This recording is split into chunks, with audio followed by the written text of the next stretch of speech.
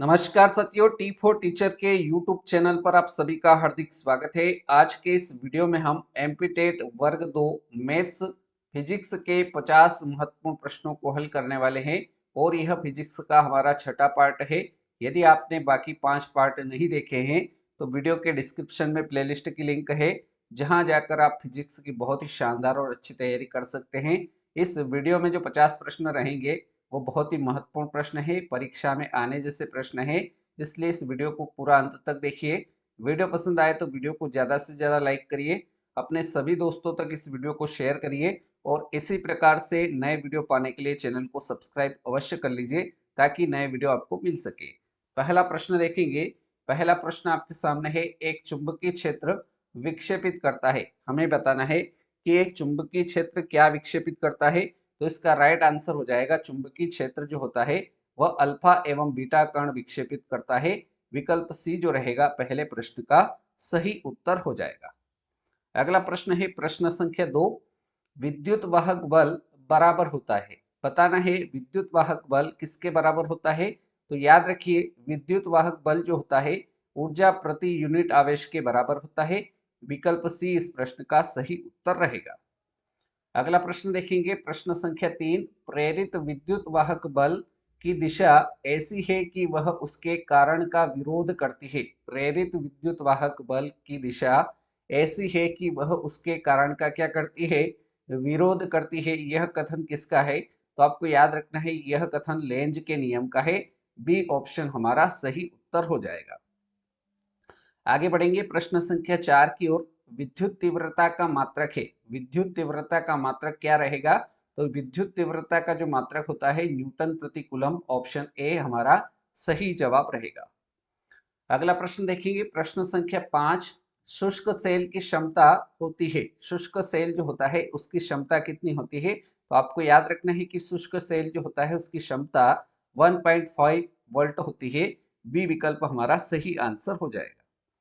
अगले प्रश्न की ओर बढ़ते हैं। प्रश्न संख्या 6। फ्लेमिंग के बाएं हाथ के नियम का उपयोग किसे ज्ञात करने के लिए किया जाता है। हमसे पूछा जा रहा है कि फ्लेमिंग के बाएं हाथ का नियम का उपयोग किसे ज्ञात करने के लिए किया जाता है। तो यहाँ पर आपका राइट आंसर बताना है, चुंबकीय क्षेत्र में चालक के द्वारा ली जाने वाली धारा की गति की दिशा को ज्ञात करने के लिए फ्लेमिंग के बाएं हाथ के नियम का प्रयोग किया जाता है। विकल्प सी हमारे छठे प्रश्न का सही आंसर हो जाएगा। अगला प्रश्न है प्रश्न संख्या 7। सिल्वर ऑक्साइड सेल के विद्युत वाहक बल का मान होता है। तो सिल्वर ऑक्साइड सेल के विद्युत वाहक बल का मान कितना होता है, 1.5 होता है। डी विकल्प इस प्रश्न का सही उत्तर रहेगा। चलिए अगला प्रश्न है प्रश्न संख्या 8। कुंडलियों में फेरों की संख्या बढ़ाए जाने पर चुंबकीय क्षेत्र की प्रबलता होती है। कुंडलियों में फेरों की संख्या बढ़ाए जाने पर चुंबकीय क्षेत्र की जो प्रबलता होती है वो बढ़ जाती है। बी विकल्प हमारे इस प्रश्न का करेक्ट आंसर हो जाएगा। अगले प्रश्न की ओर बढ़ते हैं। प्रश्न संख्या 9 आपके सामने है। उष्मागतिकी का प्रथम नियम किस अवधारणा की पुष्टि करता है। तो आपको याद रखना है कि उष्मागतिकी का प्रथम नियम जो होता है वो और ऊर्जा संरक्षण अवधारणा की पुष्टि करता है। विकल्प ए जो रहेगा हमारा सही उत्तर हो जाएगा। अगला प्रश्न प्रश्न संख्या 10। घड़ी की चाबी भरने के बाद उसमें ऊर्जा भंडारित हो जाती, कौन सी ऊर्जा भंडारित होती है। तो घड़ी की चाबी भरने के बाद उसमें यांत्रिक ऊर्जा भंडारित होती है। विकल्प ए जो रहेगा हमारा सही उत्तर हो जाएगा। प्रश्न संख्या 11 आपके सामने है। हवा का वाष्प घनत्व होता है। बताना है कि हवा का वाष्प घनत्व कितना होता है। तो हवा का वाष्प घनत्व आपको याद रखना है 14.4 जो होता है, यह हवा का वाष्प घनत्व होता है। डी विकल्प हमारा करेक्ट आंसर रहेगा। अगले प्रश्न की ओर बढ़ते हैं। प्रश्न संख्या 12 आपके सामने है। परम ताप का वह शुरुआत बिंदु कौन सा है जहां सभी आणविक गति बंद होती है। परम ताप का वह शुरुआत बिंदु कौन सा है जहां सभी आणविक गति बंद होती है। तो परम शून्य ऑप्शन ए जो रहेगा हमारा सही आंसर हो जाएगा। अगले प्रश्न की ओर बढ़ते हैं। प्रश्न संख्या 13। 0 डिग्री सेल्सियस पर 1 ग्राम बर्फ को पूरी तरह से पिघलने के लिए कितना यांत्रिक कार्य करना होगा। तो आपको याद रखना है 336 जूल कार्य करना होगा। विकल्प सी इस प्रश्न संख्या 13 का करेक्ट आंसर रहेगा। अगला प्रश्न प्रश्न संख्या 14। प्रश्न संख्या 14 है।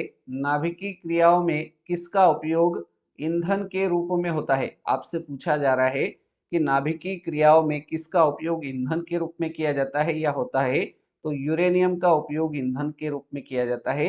विकल्प ए जो रहेगा वो हमारा सही उत्तर हो जाएगा। अगले प्रश्न की ओर बढ़ते हैं। प्रश्न संख्या 15 है। प्रश्न संख्या 15 दे रखा है, धातु की एक वृत्ताकार चकती के मध्य में छिद्र है।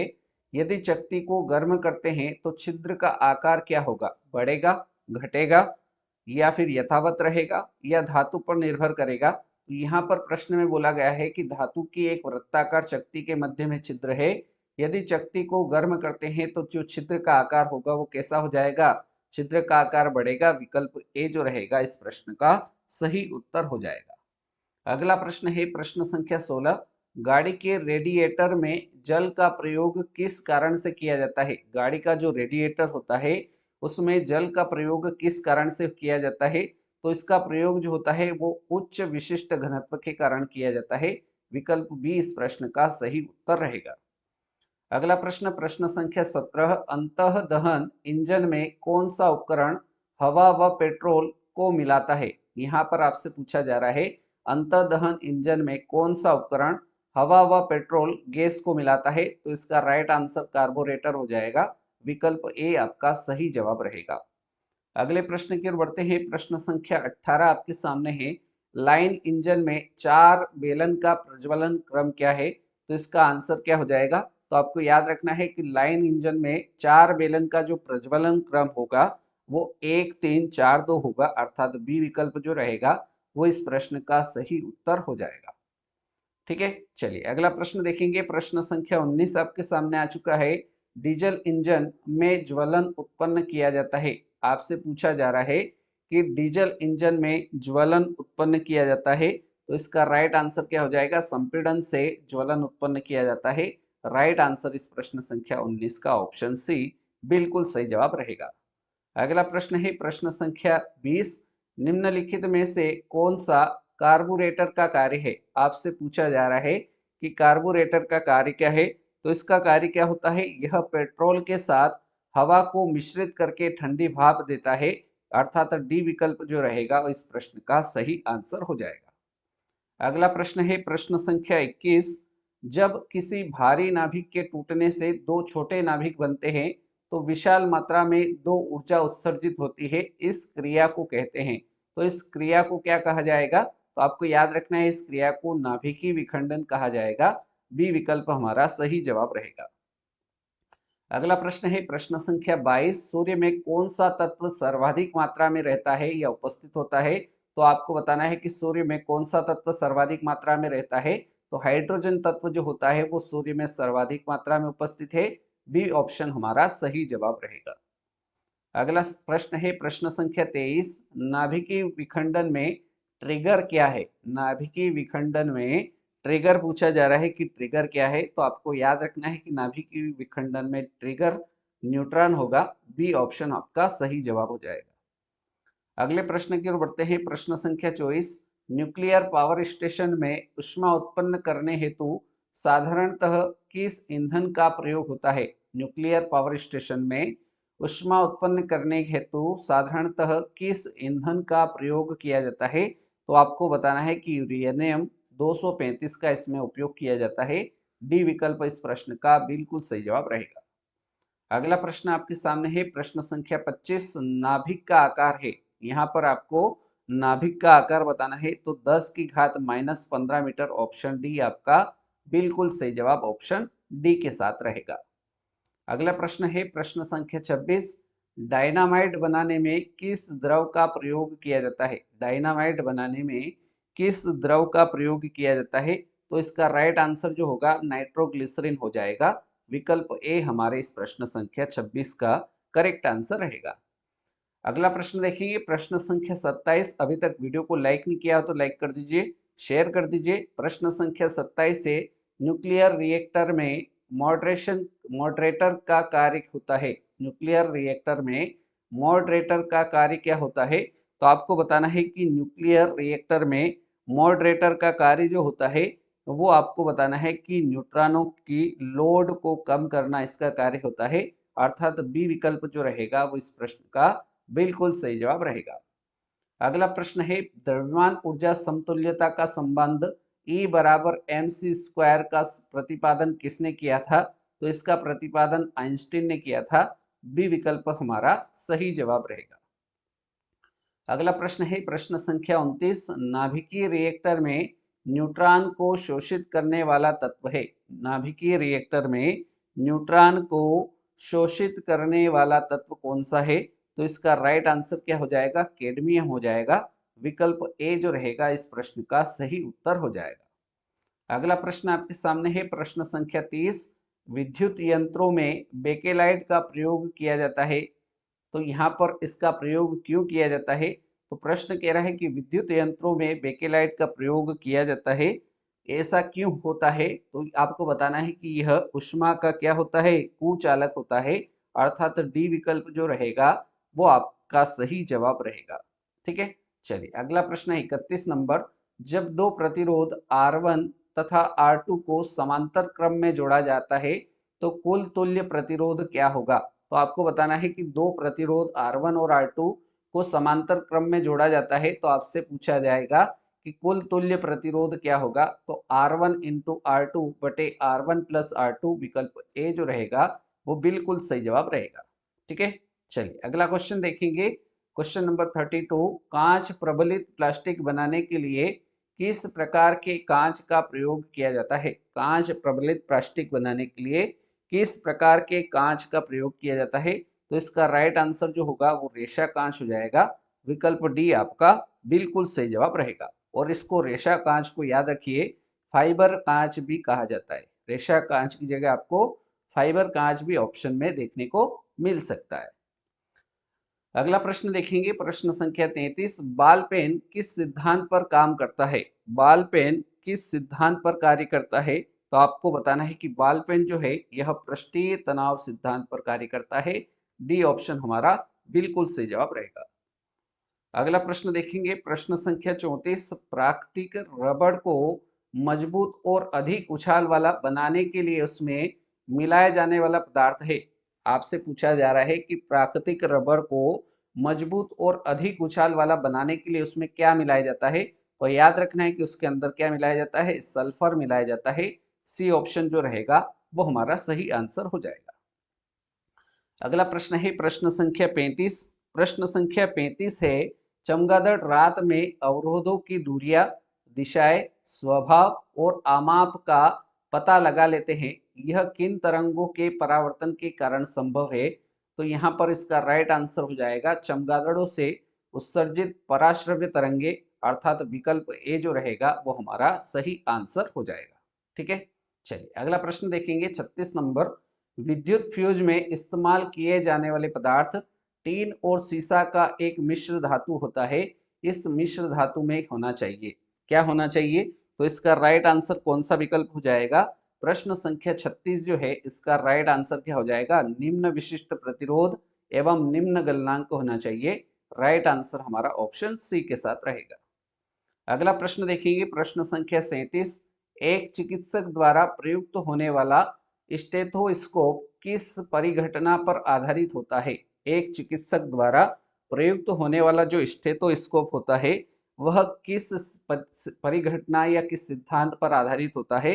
तो इसका राइट आंसर हो जाएगा ध्वनि तरंगों का बहुपरावर्तन सिद्धांत पर आधारित होता है। इस प्रश्न का सही उत्तर जो होगा ऑप्शन ए राइट आंसर रहेगा। अगला प्रश्न आपके सामने आ चुका है प्रश्न संख्या 38, निम्नलिखित किरणों के युग्मों में से कौन सा एक विद्युत चुंबकीय प्रकृति का है? यहाँ पर आपको बताना है कि कौन सा एक विद्युत चुंबकीय प्रकृति का है। तो इसका राइट आंसर बताइए कौन सा ऑप्शन हो जाएगा? तो यहाँ पर गामा किरणें और एक्स किरणें जो है यह विद्युत चुंबकीय प्रकृति का है। राइट आंसर इस प्रश्न संख्या 38 का ऑप्शन बी आपका सही आंसर हो जाएगा। अगले प्रश्न की ओर बढ़ते हैं। प्रश्न संख्या 39 आपके सामने है, सौर विकिरण निम्नलिखित में से किस परास में दिखता है? सौर विकिरण किस परास में दिखता है? आपको नैनोमीटर में बताना है। तो 400 से लगाकर 780 नैनोमीटर, ऑप्शन बी सही आंसर इस प्रश्न का रहेगा। प्रश्न संख्या 40 देखिए, एक पिंड का पृथ्वी पर द्रव्यमान 6 किलोग्राम है। अगर इसके द्रव्यमान को कहां पर ले जाया जाए? चंद्रमा पर ले जाकर मापा जाए तो कितना होगा? तो वहां पर भी इसका द्रव्यमान जो रहेगा वो 6 किलोग्राम ही रहेगा। डी ऑप्शन आपका सही जवाब रहेगा। क्लियर। चलिए अगला प्रश्न आपके सामने है, प्रश्न संख्या 41। स्वच्छ जल में विद्युत धारा पारित या प्रवाहित करने के लिए निम्नलिखित में से कौन सा एक जल में डाला जाएगा। स्वच्छ जल में विद्युत धारा प्रवाहित करने के लिए किसको जल के अंदर डाला जाएगा, तो यहाँ पर ऑप्शन सी जो दे रखा है नींबू रस इसका करेक्ट आंसर हो जाएगा। अगला प्रश्न देखेंगे, प्रश्न संख्या 42। प्रश्न संख्या 42 आपके सामने है, फोटोग्राफी में सोडियम थायोसल्फेट विलयन का प्रयोग क्यों किया जाता है। फोटोग्राफी में सोडियम थायोसल्फेट विलयन का प्रयोग क्यों किया जाता है। क्यों किया जाता है, क्योंकि अपघटित AgBr को विलेय सिल्वर थायोसल्फेट संकुल के रूप में निकालने के लिए इसका उपयोग किया जाता है, अर्थात सी विकल्प हमारा सही उत्तर हो जाएगा। अगले प्रश्न की ओर बढ़ते हैं, प्रश्न संख्या 43। यह देखा गया है कि अंतरिक्ष उड़ान के दौरान अंतरिक्ष यात्री के मूत्र से भारी मात्रा में कैल्शियम निकल जाता है, इसका कारण क्या है। तो इसका कारण क्या होता है, सूक्ष्म गुरुत्व इसका कारण होता है, या इसको माइक्रोग्रेविटी कहा जाता है। ऑप्शन बी आपका सही आंसर रहेगा। अगला प्रश्न देखेंगे, प्रश्न संख्या 44। यदि एक पेंडुलम से दोलन करने वाली घड़ी को पृथ्वी से चंद्रमा पर ले जाए तो घड़ी होगी। तो यहाँ पर प्रश्न कह रहा है कि यदि एक पेंडुलम से दोलन करने वाली घड़ी को पृथ्वी से चंद्रमा पर ले जाए तो घड़ी क्या हो जाएगी, सुस्त हो जाएगी। ऑप्शन ए जो रहेगा हमारा सही आंसर हो जाएगा। अगला प्रश्न है, प्रश्न संख्या 45। जब प्रकाश की तरंगे वायु से कांच में होकर गुजरती है तब कौन सा परिवर्त्य होता प्रभावित होंगे। तो आपको बताना है कि इस प्रश्न का राइट आंसर क्या होगा। प्रश्न संख्या 45 का जो राइट आंसर होगा, केवल क्या प्रभावित होगा, तरंग दैर्घ्य और वेग प्रभावित होगा, अर्थात डी विकल्प जो रहेगा वो हमारा सही उत्तर हो जाएगा। अगला प्रश्न है, प्रश्न संख्या 46। प्रकाश वोल्टी सेल के प्रयोग से सौर ऊर्जा का रूपांतरण करने से निम्नलिखित में से किसका उत्पादन होता है। आपको बताना है कि प्रकाश वोल्टी सेल के प्रयोग से सौर ऊर्जा का रूपांतरण करने से किसका उत्पादन होता है। तो यहाँ पर आपको बताना है कि विद्युत ऊर्जा का उत्पादन होता है। बी विकल्प इस प्रश्न का सही उत्तर रहेगा। प्रश्न संख्या 47 है, कृत्रिम सैटेलाइट के अंदर व्यक्ति भारहीन महसूस करता है। कृत्रिम सैटेलाइट के अंदर व्यक्ति कैसा महसूस करता है, भारहीन महसूस करता है, क्योंकि पृथ्वी के आकर्षण का बल जो होता है वह किसके समान होता है, तो अभिकेंद्र बल के समान होता है, इस कारण से वह भारहीन महसूस करता है। विकल्प सी प्रश्न संख्या 47 का करेक्ट आंसर रहेगा। अगला प्रश्न देखेंगे, प्रश्न संख्या 48। पानी की बूंदों का तेली पृष्ठ पर न चिपकने का कारण है। पानी की बूंदों का तेली पृष्ठ पर न चिपकने का कारण क्या है। तो इसका राइट आंसर क्या हो जाएगा, आसंजक बल का अभाव होता है। विकल्प ए हमारा सही आंसर रहेगा। अगला प्रश्न है, प्रश्न संख्या 49। धातु की चायदानियों में लकड़ी के हैंडल क्यों लगे होते हैं। आजकल तो प्लास्टिक के लगने लग गए हैं, तो ऐसा क्यों होता है। इसलिए होता है क्योंकि जो धातु के चायदानियां होती है या जो कढ़ाई वगैरह होती है, तपेली होती है, उसमें लकड़ी के हैंडल क्यों लगाए जाते हैं। इसलिए लगाए जाते हैं क्योंकि लकड़ी जो होती है वह ऊष्मा की कुचालक होती है, इसलिए उसको लगाया जाता है। विकल्प ए जो रहेगा हमारा सही उत्तर हो जाएगा। और अब बारी है आज के इस वीडियो के अंतिम प्रश्न की, जो कि प्रश्न संख्या 50 है।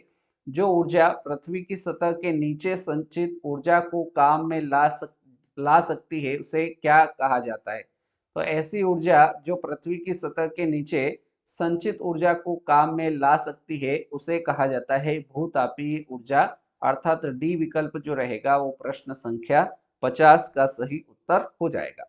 तो साथियों, इस प्रकार से आज के इस वीडियो में हमने फिजिक्स से संबंधित 50 महत्वपूर्ण प्रश्नों को हल किया, और आज का यह हमारा पार्ट नंबर 6 था। यदि आपने बाकी 5 पार्ट नहीं देखे हैं तो वीडियो के डिस्क्रिप्शन को चेक कर लीजिए, वहां पर प्लेलिस्ट की लिंक है, वहां जाकर आप इसके सारे पार्ट देखकर फिजिक्स की बहुत ही शानदार और अच्छी तैयारी कर सकते हैं।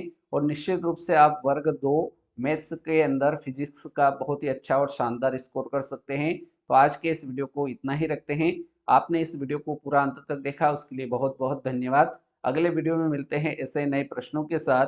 तब तक के लिए जय हिंद, जय भारत, धन्यवाद।